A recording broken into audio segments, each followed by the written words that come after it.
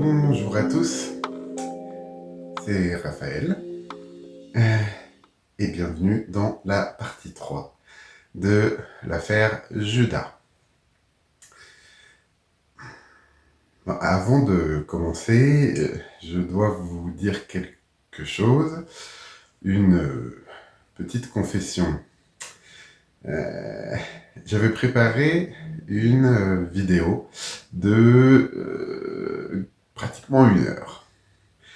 1 heure où j'allais vous expliquer Saint-Augustin, Thomas d'Aquin et Henri Blocher, euh, où j'allais faire des grandes synthèses doctrinales et où j'allais vous donner des applications pastorales, comme je l'avais plus ou moins annoncé. Et puis, en me relisant, en me réécoutant, j'ai réalisé que je n'ai évidemment pas compris ces géants. Je n'ai évidemment pas la prétention de savoir les articuler. Et j'ai encore moins de maturité spirituelle pour avoir un message pastoral à adresser à qui que ce soit. Ce n'est d'ailleurs pas la vocation de la chaîne. Augustin a écrit pendant 40 ans. Thomas d'Aquin, il a produit la Somme théologique, 3000 articles. Et j'envisageais de synthétiser. Alors bon, c'était une erreur, hein, peut-être pire. Du coup, j'ai tout refait. Et je vais vous présenter tout de même ces 3 penseurs et vous dire pourquoi est-ce que je les ai choisis. En terminant par un seul, Henri Blocher, le plus contemporain, celui que je lis actuellement. Et si je me concentre donc sur lui, ce n'est pas un hasard. Hein. Alors, comme vous l'avez peut-être vu dans les anciennes vidéos, je ne fonde pas ma pensée sur un théologien en particulier. Je travaille les textes bibliques eux-mêmes. J'ai passé l'âge, entre guillemets, mais Henri Blocher fait partie de ma tradition théologique, à savoir la tradition réformée, évangélique, et sa pensée, eh bien, j'estime personnellement, je ne suis pas le seul, mais j'estime qu'elle est particulièrement stimulante et éclairante. Sa lecture fait donc partie de mon cheminement. De toute façon, je ne vais pas entrer dans les détails. Et puis, à la fin de la vidéo, je vous dirai ce que ça m'a fait à moi, pas comme pasteur, pas comme théologien, mais comme croyant qui cherche. Et pour les raisons que je viens d'évoquer, j'ai un peu dû sortir les violons pendant la vidéo, hein,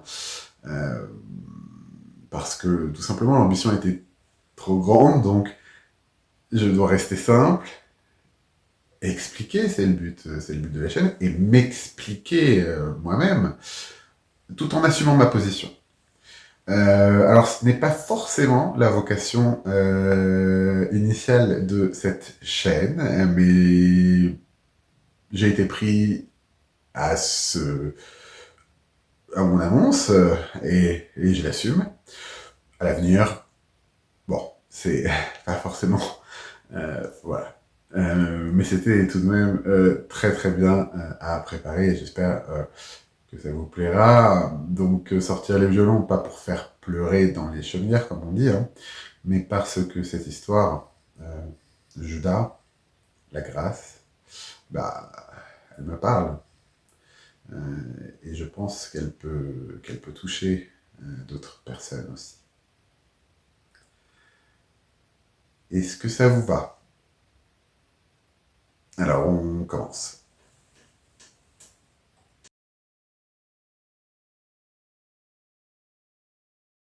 Alors, pour comprendre Judas et la grâce, j'ai consulté 5 théologiens majeurs. Et il se trouve que 2 ne correspondaient pas à ce que je cherchais en l'espèce, malgré leur grandeur.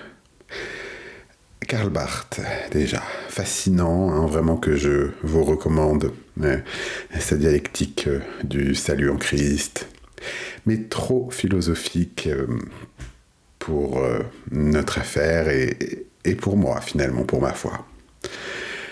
Arminius, Arminius qui m'inspire par ailleurs, qui est brillant hein, sur la liberté, mais qui n'explique pas suffisamment le mécanisme du désespoir. Alors, j'en ai retenu 3. Pas parce que je les maîtrise, hein, ni parce que je saurais les synthétiser. Simplement parce qu'en les lisant, ils m'ont aidé à y voir plus clair. Voilà qui ils sont. Augustin d'Hippone, nous sommes en 354, 430 après Jésus-Christ. Un évêque d'Afrique du Nord, le père de la doctrine de la grâce. Sa propre vie a été une découverte de la grâce. Après des années d'égarement, un jour, dans un jardin de Milan, il ouvre les Écritures, les Saintes Écritures au hasard. Il tombe sur Romains chapitre 13 et sa vie va basculer. Dans son livre « La cité de Dieu », Augustin écrit sur Judas. Il observe quelque chose. La grâce était offerte à Judas, mais c'est Judas qui aurait fermé la porte, selon saint Augustin. Alors, c'est ce qu'on peut comprendre de sa lecture. Augustin dit que Judas s'est fermé la voie à un repentir salutaire en désespérant. Après, soyons honnêtes, la question, elle reste.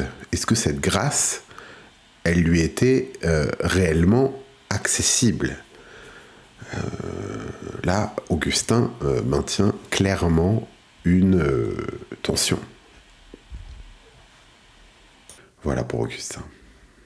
Et puis Thomas d'Aquin, 1225-1274. Un moine dominicain italien, professeur à l'Université de Paris. Il a écrit la Somme théologique, à savoir l'œuvre théologique la plus complète, on peut dire, hein, de l'histoire chrétienne. 3000 articles et 512 questions. En fait, Thomas a organisé la pensée d'Augustin sur la grâce. Et dans ses écrits sur Judas, il observe que la pire faute de Judas n'était pas la trahison. C'était le désespoir, parce que le désespoir ferme la porte par laquelle on revient à Dieu. Voilà pour Thomas. Augustin et Thomas sont immenses. Ils sont immenses et denses et difficiles d'accès pour quiconque, pour des raisons qu'on résumera. C'est pour ça que pour cette vidéo, je vais me concentrer sur le 3e théologien. Et comme je vous l'ai dit, cela n'a rien d'hasard. Hein. Henri Blocher, théologien contemporain et dont j'ai pu lire les ouvrages. Certains du moins. Henri Blocher, né en 1937, est toujours bien vivant. Professeur de théologie à la faculté libre de théologie évangélique de Vaux-sur-Seine, en France. Pendant plus de 50 ans, il forme des générations de pasteurs et de théologiens francophones. Un de ses ouvrages, ou son ouvrage majeur, La doctrine du péché et de la rédemption. Il se trouve que je suis en train de le lire actuellement, et je n'en ai pas fini avec. Et voici ce que j'ai, entre guillemets, découvert. Si j'ai dit entre guillemets, c'est parce qu'il se trouve que sa position, une de ses positions sur le mal dont on va parler là, correspond à à ma position philosophique que j'avais avant ma conversion, avant mon baptême. Alors au début de son livre, au tout début, Blocher pose une question. Pourquoi aucune des doctrines philosophiques ou théologiques n'arrive-t-elle à rendre compte du mal ? Il va examiner plusieurs tentatives. L'optimisme qui dit tout est pour le mieux, le dualisme qui dit bien et mal sont des principes égaux, le pessimisme qui dit seul le mal existe, et on pourrait dire l'absurdisme qui dit ni bien ni mal et qui assez héros, il faut le dire. Il observe qu'aucune ne fonctionne vraiment. Pourquoi ? Dans son livre, Blocher écrit « Le mal est sui generis, c'est-à-dire radicalement étranger à la création et à son ordre. » À la création et à son ordre. Sui generis, c'est une expression latine qui signifie d'un genre à part. Le mal n'appartient pas à l'ordre de la création. On ne peut pas le comprendre comme on comprend le bien. Ce n'est pas la même éthique. On ne peut pas l'intégrer, le mal avec un grand M, dans un système cohérent. Dans son livre, il écrit aussi « On ne peut pas comprendre le mal comme mal, mais on peut comprendre qu'on ne peut pas le comprendre. » Et en réalité, cela veut dire que sans le comprendre, on doit lutter contre le mal. Alors, en lisant ça, on pourrait se dire qu'il y a un mystère, que c'est circulaire. Mais, eh bien, en fait, c'est là que ça devient libérateur. Dans ces chapitres sur la conversion, Blocher examine deux mots grecs différents. D'ailleurs, nous en avions parlé. Le premier, métaméléia, à savoir le regret, le remords. Et le second, métanoïa, la repentance, le changement de direction. En lisant cette distinction, on pense à Judas et à Pierre. Matthieu, chapitre 27, dit que Judas fut pris de remords, et le mot grec utilisé, nous l'avons vu, c'est métamélétéis. En Luc 22, Pierre pleura amèrement. C'est une repentance, une métanoïa. Donc, ce que je comprends, c'est que le remords reste concentré sur soi, sur la honte, sur les conséquences, pour le dire simplement. La repentance, elle se tourne vers Dieu, c'est la face absolument inséparable de la foi, c'est la miséricorde. Elle se tourne vers le changement, elle fait changer, elle change, elle est le changement. Judas, il a eu des remords, et Pierre, il a eu une repentance. C'est ce que nous disent les textes. Alors, je n'attribue pas cette distinction précise à Blocher. Disons que c'est une analyse rapide des textes grecs. Blocher parle bien de métanoïa et de méléia, mais je ne rentre pas dans les détails de l'application spécifique vis-à-vis de Judas et Pierre. C'est mon application, je le précise. C'est ce que je comprends en appliquant cette distinction de Blocher au récit évangélique, à la lumière de la distinction que Blocher pose. Alors, maintenant, j'ai tout de même une remarque à faire pour être honnête avec vous. C'est une remarque qui est complètement rétrospective, hein, je l'assume. C'est uniquement ma compréhension, mais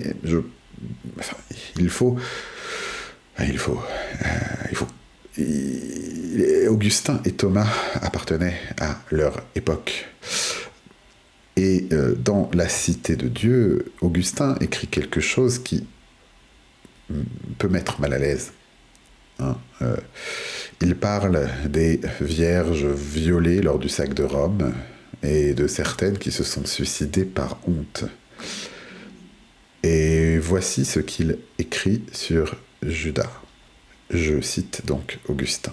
« Pourquoi détestons-nous le suicide de Judas ? Pourquoi la vérité elle-même a-t-elle été déclarée quand, cependant, il a plutôt accru qu'expier le crime de son infâme trahison ?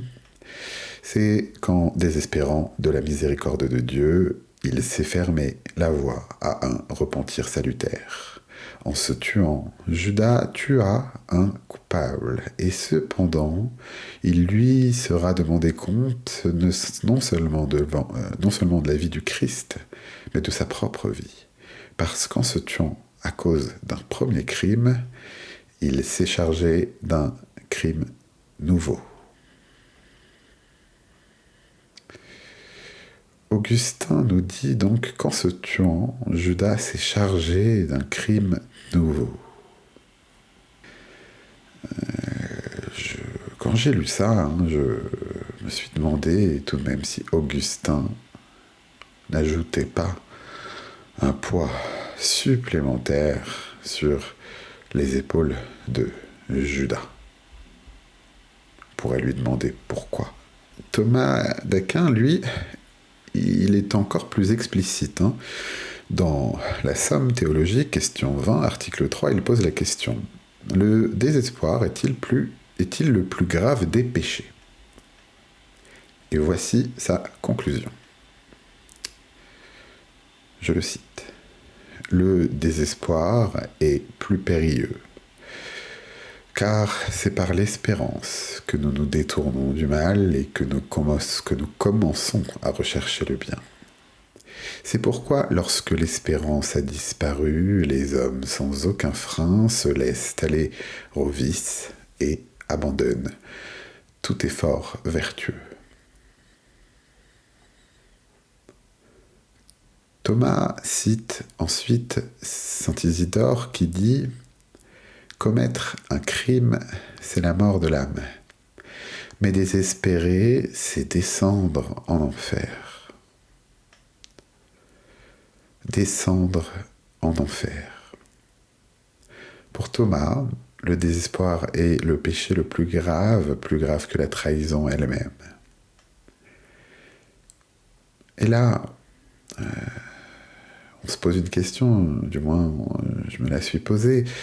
Est-ce que cette doctrine ne plonge pas encore plus profondément ceux qui sont déjà dans le désespoir ?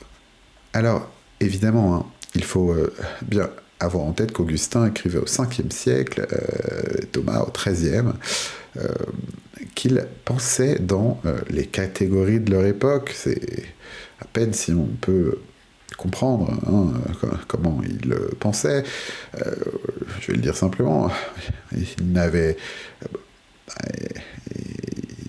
y avait une façon de décrire et de comprendre. Il y avait une entreprise différente d'ailleurs, et puis il n'avait pas de connaissances sur la psychologie, sur la dépression, sur les traumatismes.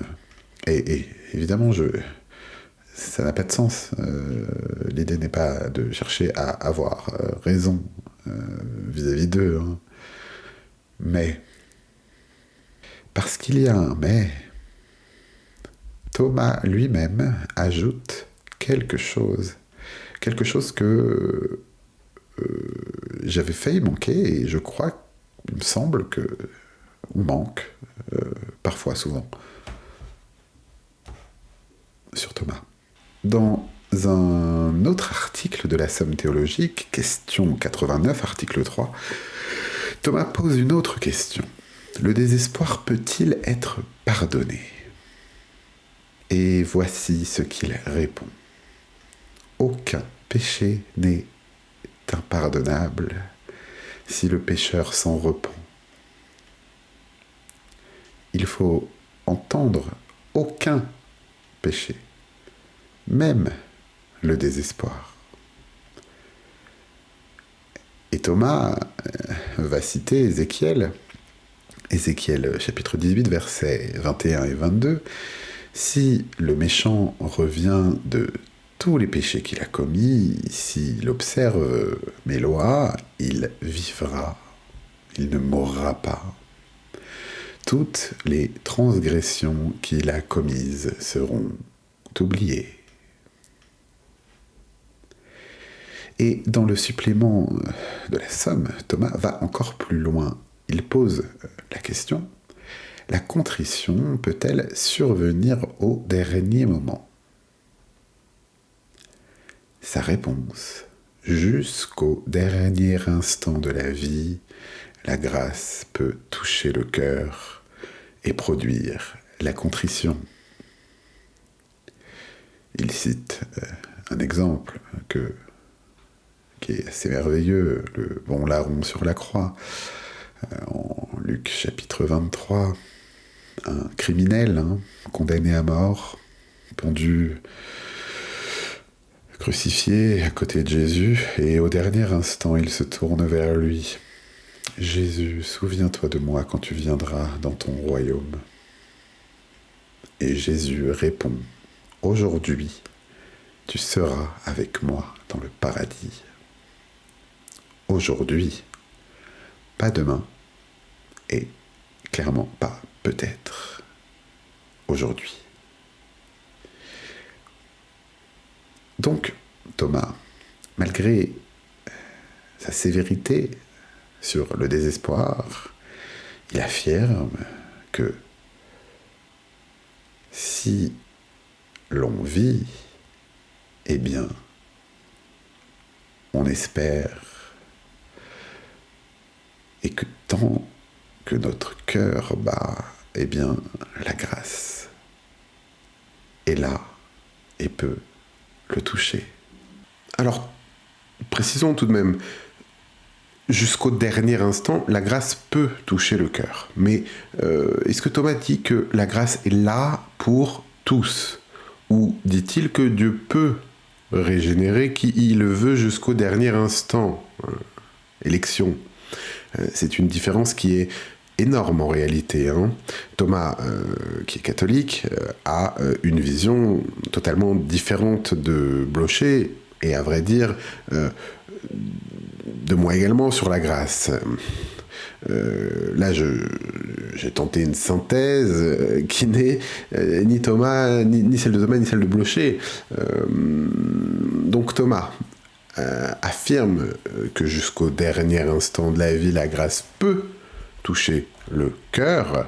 Le bon larron en est la preuve. Maintenant, est-ce que cela signifie que la grâce est accessible à tous jusqu'au dernier instant ? Thomas le suggère dans une perspective catholique. En tant que réformé, je maintiendrai une tension plus forte ici. Je retiens en revanche que Dieu peut régénérer même au seuil de la mort, et cela reste bouleversant.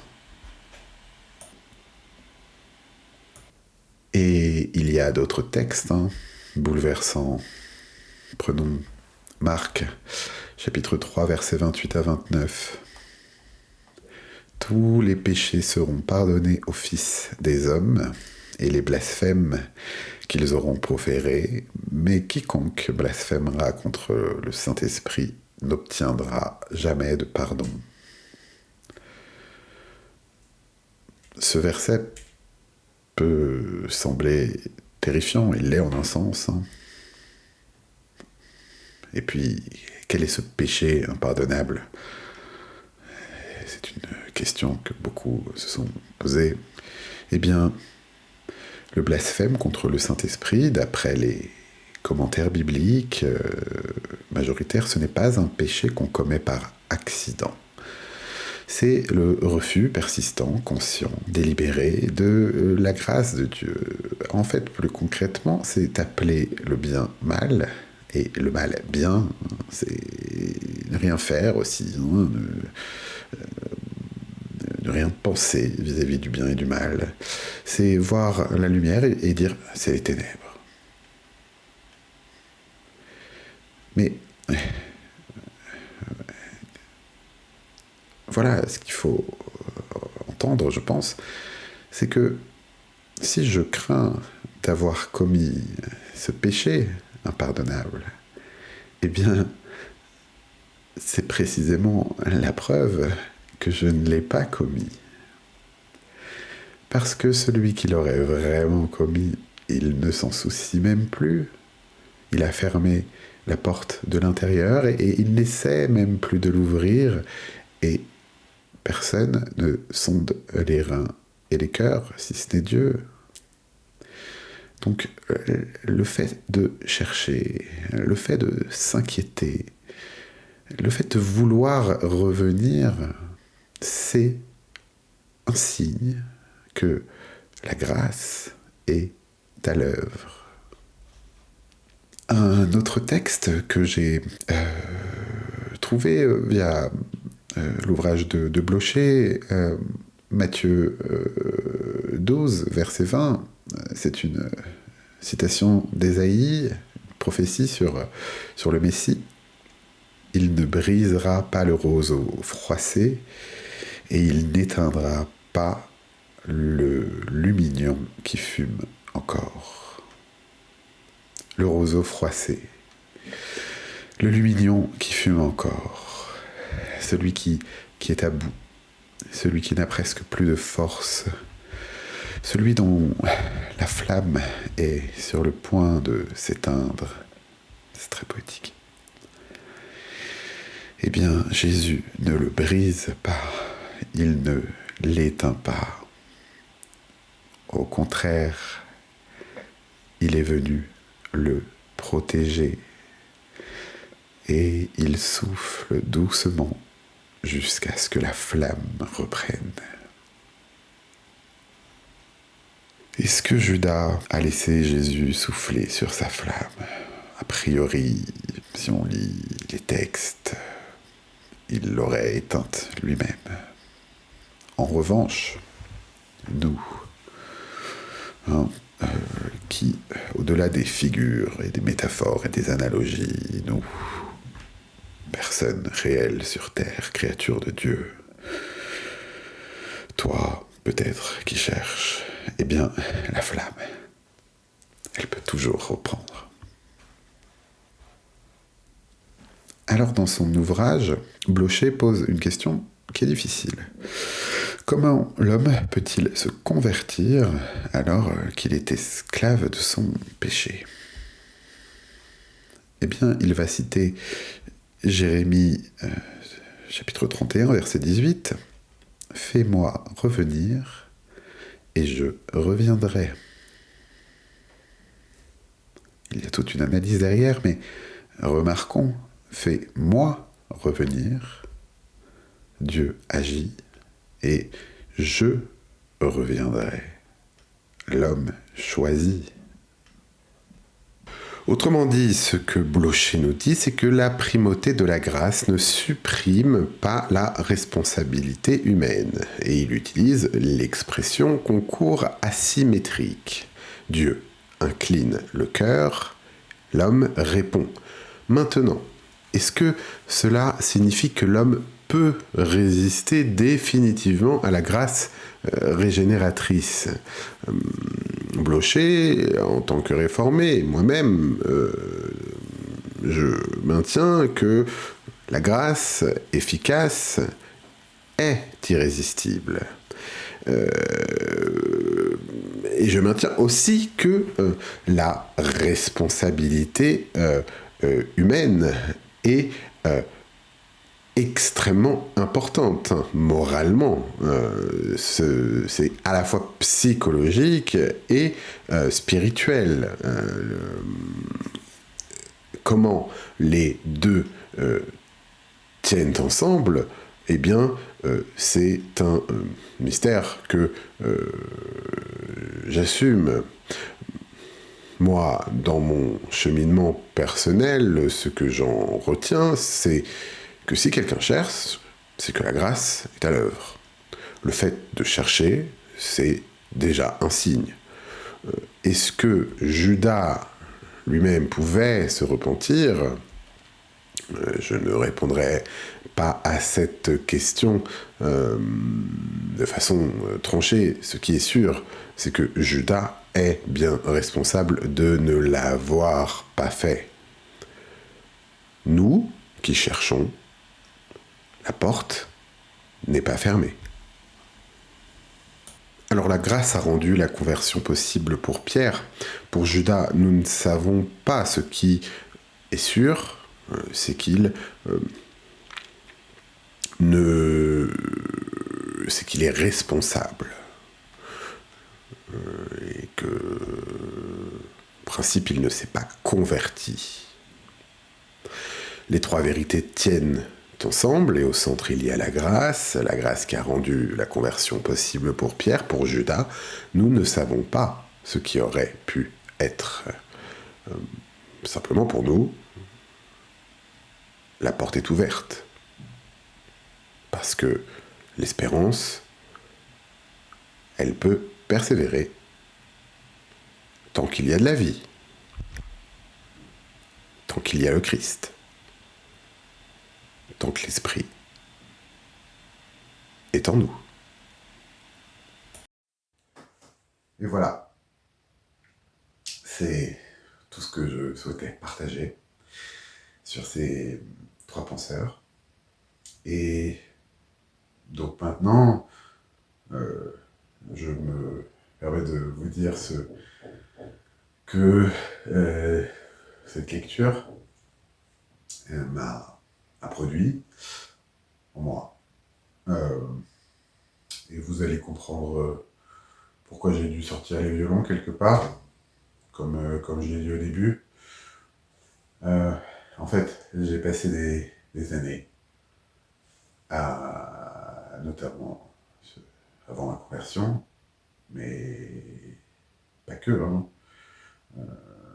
Après aussi, de façon évidemment radicalement différente, mais j'ai passé des années à me dire c'est trop tard, j'ai trop fait, et la grâce c'est pour les autres.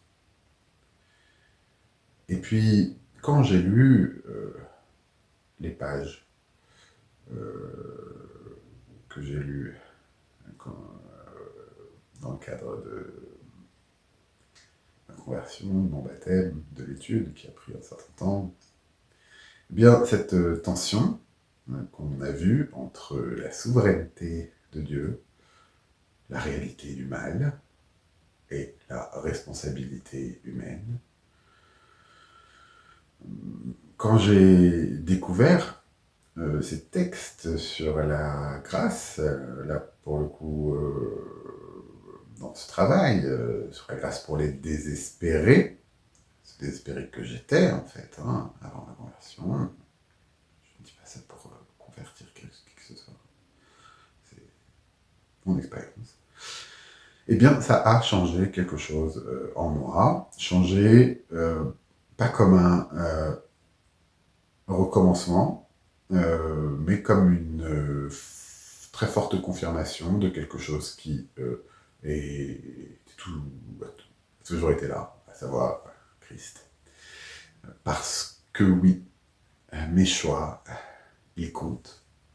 Oui, je suis responsable. Et oui, j'ai fermé des portes et je continue de le faire, malheureusement. Mais la grâce, elle est toujours là. On l'a vu. Elle n'est pas là théoriquement, elle est là concrètement. Elle n'est pas là demain, elle est là aujourd'hui, tout de suite, maintenant, ici. Saint Thomas dit, jusqu'au dernier instant, la grâce peut toucher le cœur. Et le bon larron sur la croix, dernier moment. Aujourd'hui, Jésus lui dit, tu seras avec moi dans le paradis. Aujourd'hui. Alors, si vous regardez cette vidéo et que vous vous reconnaissez dans cette histoire, si vous vous dites c'est trop tard pour moi, j'ai trop fait, je ne mérite pas. Bon, je ne suis pas pasteur, je n'ai pas de message à vous donner. En revanche, je peux vous dire ce que moi j'ai vécu. J'ai arrêté de ruminer ma honte. J'ai osé me tourner vers Jésus. Pas pour mériter, pas pour comprendre tout, vraiment pas, c'est pas le cas. J'ai pas tout compris du tout, mais pour recevoir. Parce que, au-delà des figures, des analogies, des comparaisons, je ne suis pas Judas. Je n'ai pas vendu Jésus pour 30 pièces, quoique, si on reste dans les comparaisons, mais disons que c'est pas, hein, c'est pas forcément pire les choses que je fais le plus souvent en termes de fautes. Et si je ne suis pas Judas, bon, il est assez évident que vous ne l'êtes pas non plus. Pour une raison, c'est que nous cherchons. Or, le désespoir, qu'est-ce qu'il dit? Il dit, il n'y a pas de sortie. Et nous, on est là. Moi, je suis là, vous regardez, et on cherche la sortie.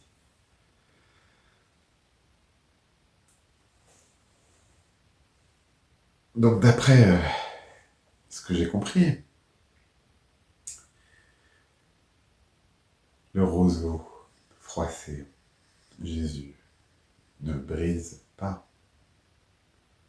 Le lumignon qui fume encore, le Seigneur ne l'éteint pas. Il protège. Il souffle doucement jusqu'à ce que la flamme reprenne. Voilà pourquoi j'ai sorti un peu les violons, pas pour manipuler, le terme m'inquiète, mais parce que cette histoire peut peut-être aider, si elle m'a aidé, si je me suis reconnu dedans, je me dis qu'elle le peut pour d'autres, ne serait-ce qu'une seule personne à se dire, eh bien, peut-être que pour moi, ce n'est pas fini non plus. Et ça vaut donc le coup d'être vulnérable. En tout cas, merci d'avoir suivi cette enquête avec moi. Vous pouvez la partager, pas parce que je suis un expert, mais parce qu'il y a peut-être quelqu'un dans votre entourage qui a besoin d'entendre cela, ou pas. Quoi qu'il en soit, que Dieu vous bénisse.